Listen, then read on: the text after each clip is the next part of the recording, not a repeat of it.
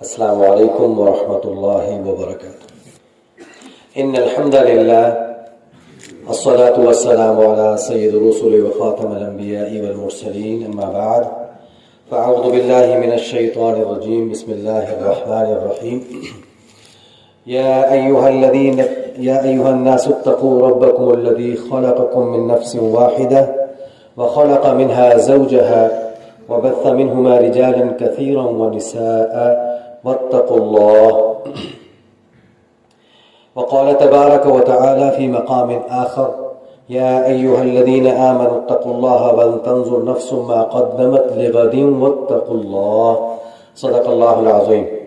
إن الله وملائكته يصلون على النبي يا أيها الذين آمنوا صلوا عليه وسلموا تسليما، اللهم صل على محمد وعلى آل محمد كما صليت على إبراهيم وعلى آل إبراهيم إنك حميد مجيد، اللهم بارك على محمد وعلى آل محمد كما باركت على إبراهيم وعلى آل إبراهيم إنك حميد مجيد۔ انتہائی قابل عزت و تکریم میرے بزرگوں، نوجوان دوستوں، صاحب و ساتھیوں، آپ حضرات کے سامنے اللہ رب العزت کی لارب کتاب ہدایت کتاب مقدس میں سے دو مختلف مقامات سے آیت بینہ تلاوت کی ہیں۔ اللہ رب العزت کی بارگاہ میں دعا ہے کہ اللہ تبارک و تعالی مجھے ان آیت کریمہ کی روشنی میں حق اور سچ بیان کرنے کی توفیق نصیب فرمائے اور پھر ہم سب کو اس پر عمل کرنا آسان فرمائے۔ گزشتہ کئی جمعوں سے ہمارا مستقل موضوع چلا آ رہا ہے کہ تقویٰ کیسے حاصل ہوگا۔ آج بھی اسی سلسلے کو آگے بڑھاتے ہوئے چند ایک معروضات عرض کرنی ہے۔ اللہ تبارک و تعالی ہمیں تقوی والی زندگی نصیب فرما دے۔ شریعت نے تقوی کی کوئی حد نہیں رکھی۔ بہت سی جگہوں پہ کچھ حد متعین کی گئی ہے، لیکن جہاں اللہ تبارک و تعالی نے تقوی کا ذکر کیا ہے وہاں فاتقوا اللہ ما استطعتم، فاتقوا اللہ ما استطعتم، تم تقوی اختیار کرو جتنی تمہارے اندر استطاعت ہے۔ یہاں پہ انسان کو میدان کھلا چھوڑ دیا گیا ہے۔ فاتقوا اللہ، تقوی اختیار کرو، ما استطعتم، جتنی تمہارے اندر طاقت ہے۔ اور پھر فرمایا یا ایھا الناس اتقوا یا ایھا الذین آمنوا اتقوا اللہ حق تقاته، اے ایمان والو تم تقوی اختیار کرو جیسے تقوی اختیار کرنے کا حق ہے۔ اللہ اکبر۔ اس سے تقوی کی اہمیت واضح ہو جاتی ہے۔ تقوی اختیار کرنے میں جو چیزیں انسان کی رکاوٹ بنتی ہیں بنیادی طور پر وہ تین ہیں۔ وہ کون کون سی تین چیزیں ہیں؟ پہلے تو انسان کا نفس، وہ تقوی کو زندگی کو اختیار کرنے سے روکتا ہے، نیکی پہ آنے سے روکتا ہے اور اعمال صالحہ کرنے پہ آنے سے روکتا ہے۔ مثال سمجھ لیجئے، صبح کا وقت ہے، رات کی نیند ہوئی ہے، اذان ہو چکی ہے، منادی کی اذان کی آواز کانوں میں پڑتی ہے، الصلاۃ خیر من النوم، اٹھ جاؤ، نماز نیند سے بہتر ہے، نماز نیند سے بہتر ہے۔ اب طبیعت کیا چاہ رہی ہے؟ طبیعت کا چاہنا یہ ہے، نفس کا چاہنا یہ ہے کہ انسان سویا رہے، بستر کی گرمائش اس کو مل رہی ہے، وہ سویا رہے۔ لیکن اللہ کا حکم تقوی نیکی کیا چاہ رہی ہے کہ یہ انسان گرم بستر کو چھوڑ کر مسجد میں آئے، وضو کرے، نماز کی ادائیگی کرے۔ تو پہلی بات تو یہ ہوئی کہ انسان نے اپنی اس نفسانی جو خواہش تھی سونے کی، جی چاہ رہا تھا کہ میں سوؤں، لیکن اس نے سونے کو پس پوچھ ڈال کر وضو کر کے اللہ کی رضا کے لیے نماز کو پڑھنا شروع کر دیا، تو یہ اس کو تقوی حاصل ہو گیا۔ اور یہ پہلی فتح ہے انسان کی دین کی زندگی کی کہ اس نے شیطان نفس کو پیچھے چھوڑ کر اللہ کو حکم کو پورا کیا۔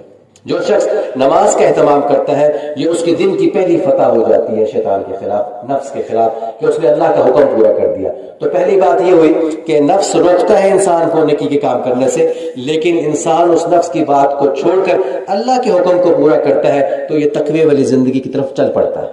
پہلی بات تو یہ ہوئی۔ دوسری بات یہ ہوئی کہ شیطان روکتا ہے۔ پہلی بات نفس روکتا ہے، پھر شیطان روکتا ہے، اور حدیث پاک میں آیا جس کا مفہوم اس طریقے سے ہے کہ شیطان انسان کے جسم میں اس طرح دوڑتا ہے جیسے خون گردش کرتا ہے جسم کے اندر۔ شیطان اس طریقے سے دوڑتا ہے جیسے خون انسان کے جسم میں گردش کرتا ہے. شیطان گناہوں کے کاموں کو مزین کر کے سامنے دکھاتا ہے اور یہ بات ذہن میں بٹھاتا ہے کہ یہ گناہ تھوڑی ہے، یہ تو سوسائٹی کا حصہ ہے، تو اس طرح بھی کر لو، اس طرح بھی کر لو. تو وہ اس طریقے سے انسان کو پنچ کرتا ہے اور اس کا بیسک مقصد یہ ہوتا ہے کہ انسان نیکی کی طرف نہ بڑھے اور گناہ کی طرف چلتا چلا جائے. تو دوسرا جو ایلیمنٹ ہوتا ہے وہ شیطان کا ہوتا ہے. اور تیسرا ایلیمنٹ ہمارا معاشرہ ہے، ہمارے لوگ ہیں، دوست احباب ہیں، عزیز رشتہ دار ہیں. کوئی انسان نیکی کا کام کرنا شروع کرے تو سب سے پہلے اپنے مخالفت کرتے ہیں، ابھی سے کام شروع کر دیا، ابھی تو بڑی زندگی پڑی ہے. انسان نے فرض کریں داڑھی رکھنے کا عزم کیا تو دوست احباب جن کا تعلق دین سے نہیں ہے وہ کہیں گے یار ابھی کیا زندگی، ابھی تو جوانی ہے، رکھ لینا، جب 50-60 سال کی عمر ہو جائے گی پھر داڑھی رکھ لینا. حالانکہ ایسا نہیں ہے. اللہ کے نبی علیہ الصلوۃ والسلام کو جو چہرہ اللہ پاک نے دیا ہے وہ سب سے زیادہ محبوب ہے، اور تمام انبیاء علیہ الصلوۃ والسلام تمام کی داڑھی مبارک تھی. نیک صحابہ، اللہ کے نیک ولی لوگ جتنے بھی تھے سب کی داڑھی تھی. تو اللہ تبارک و تعالی نے جو نبی کو چہرہ دیا ہے وہ سب سے زیادہ خوبصورت ہے، اور اس چہرے کا حکم کیا ہے؟ داڑھی ہے. تو اگر انسان داڑھی رکھتا ہے، نیکی کی طرف بڑھتا ہے، اور کچھ لوگ دوست احباب ہو گئے، خاندان والوں میں ہو گئے، وہ اس کو روکنے سے منع کرتے ہیں، تو یہ جو سوسائٹی کا ایلیمنٹ ہے یہ بھی بڑا خطرناک ہے جو نیکی کی طرف آنے سے انسان کو روکتا ہے. پھر ہم اپنے معاشرے میں دیکھیں، ہمارے شادی بیاہ کی جو تقریبات ہیں اس میں لوگ رکاوٹ بنتے ہیں. اگر انسان کو کرنا بھی چاہے نیکی کا کام، سادگی سے کرنا چاہے تو لوگ کہتے ہیں لوگ کیا کہیں گے، لوگ کیا کہیں گے. یہ جو الفاظ ہیں نا، لوگ کیا کہیں گے، یہ ہمیں بڑے ڈسٹرب کرتے ہیں، اور انہی کی وجہ سے ہم نہ چاہتے ہوئے وہ باتیں کر گزرتے ہیں جو ہماری اسلام کا حصہ نہیں ہے، دین کا حصہ نہیں ہے. پھر اسی طریقے سے جب ہماری غمی کا کوئی موقع ہوتا ہے تو پھر اگر ہم شریعت کے مطابق چلنے کی کوشش کریں تو پھر ہمارے خاندان کے لوگ کہیں گے اچھا تم نے اس طرح نہیں کیا تو لوگ کیا کہیں گے، یوں کھانا نہیں پکایا تو لوگ کیا کہیں گے. یہ جو لوگوں کا کہنا ہے نا، یہ بھی انسان کو نیکی کی طرف آنے سے روکتا ہے. تو 3 بنیادی باتیں ہیں جو انسان کو تقوی کی زندگی کے آنے کے اندر رکاوٹیں بنتی ہیں. پہلے انسان کا نفس ہے، دوسرا شیطان ہے، اور تیسرا سوسائٹی کے لوگ احباب ہیں. یہ رکاوٹیں بنتے ہیں نیکی کے کام میں آنے کے لیے. اب انسان کو چاہیے کہ وہ ان تمام چیزوں کو چھوڑ کر جو اللہ اور اس کے رب کا حکم ہے اس کو پورا کرے. یہ جو میں نے 2 آیات پڑھی ہیں، ایک تو سورہ نساء کی پہلی آیت پڑھی ہے، یا ایھا الناس اتقوا ربکم الذی خلقکم، اے انسانوں تم اللہ سے تقوی اختیار کرو، اللہ سے ڈرو. الذی، کون؟ اللہ، خلقکم، جس نے تمہیں پیدا کیا، من نفس واحدہ، ایک نفس واحد سے پیدا کیا، وخلق منها زوجها، اور پھر تمہارے لیے تمہارے ازواج پیدا کی، وبث منهما رجالا كثيرا، اور پھر آگے اللہ پاک جو لفظ لا رہے ہیں رجالا كثيرا ونساء واتقوا اللہ، پھر اللہ سے ڈرنے کا ہوگا. ایک ہی آیت میں 2 مرتبہ ڈرنے کا حکم دیا جا رہا ہے، تقوی اختیار کرنے کا حکم دیا جا رہا ہے. اس سے آپ اندازہ لگائیں کہ اللہ تبارک و تعالیٰ کو انسان کی زندگی میں جو سب سے مطلوب چیز ہے وہ تقوی ہے، کہ انسان اللہ کو اپنے سامنے رکھ کر چلے، اللہ کو اپنے سامنے رکھ کر چلے.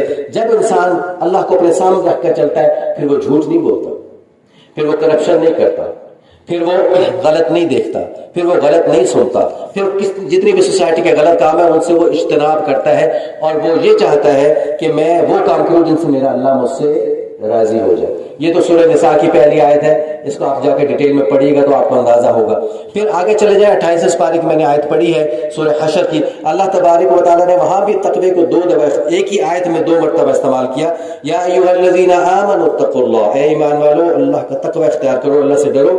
ولتنظر نفس ما قدمت لغد واتقوا اللہ، اللہ سے ڈرتے رہو. اللہ پاک نے جا بجا ہر تھوڑے دن کے بعد جب تسلسل شروع ہوتا ہے پھر آگے آ کے اللہ پاک جو تقوی کی آیت لاتے ہیں، اس سے بنیادی مقصد بتانے کا یہ ہے کہ انسان غافل ہو کے نہ چلے. وَلَا تَحْسَبَنَّ اللَّهَ غَافِلًا، اور تم یہ جان رکھو تم غافل ہو کے مت چلو، اللہ تمہیں دیکھ رہا ہے، اللہ تمہیں واچ کر رہا ہے، اللہ ہر وقت تمہارے اوپر نظر کیے ہوئے ہے. تو جب تم اللہ سے غافل نہیں ہو تو پھر بھٹک کیوں جاتے ہو، پھر غلط راہ پہ چل کیوں پڑتے ہو، پھر اللہ کی طرف کیوں نہیں آتے ہو. یہ اللہ تبارک و تعالی ہمیں ہر تھوڑی دیر کے بعد آیات بینات میں ہمیں اس کی طرف دعوت فکر دے رہے کہ تم اللہ کو اپنے سامنے رکھ کر چلو. جو شخص اللہ کو اپنے سامنے رکھ کر چلتا ہے تو پھر اس کی زندگی میں اللہ برکتیں بھی عطا فرماتے ہیں اور رحمت کو نزول بھی ہوتا ہے. آج ہم یہ چاہتے ہیں کہ ہم برکتیں بھی ہمارے ساتھ رہیں, رحمتیں بھی ہمارے ساتھ رہیں, تو ہمیں وہ زندگی اختیار کرنی ہوگی جو اللہ کو اور اس کے رسول کو پسند ہے, جو اللہ اور اس کے رسول کی محبت والی زندگی ہے. اور گناہ کو چھوڑ کر انسان کو جو راحت ملتی ہے وہ کسی اور طریقے سے نہیں مل سکتی. تو تقویٰ کا جو مفہوم ہے وہ بڑا وسیع ہے, وہ انسان کی ہر جگہ پہ موجود ہے. اس کو ایکسپلور کرنے کی ضرورت ہوتی ہے کہ ہم نے اس سے زندگی میں رہنمائی کیسے لینی ہے. اللہ تعالیٰ سے دعا ہے کہ اللہ تعالیٰ ہمیں اس کی فکر عطا فرمائے. وآخر دعوانا الحمد للہ رب العالمین.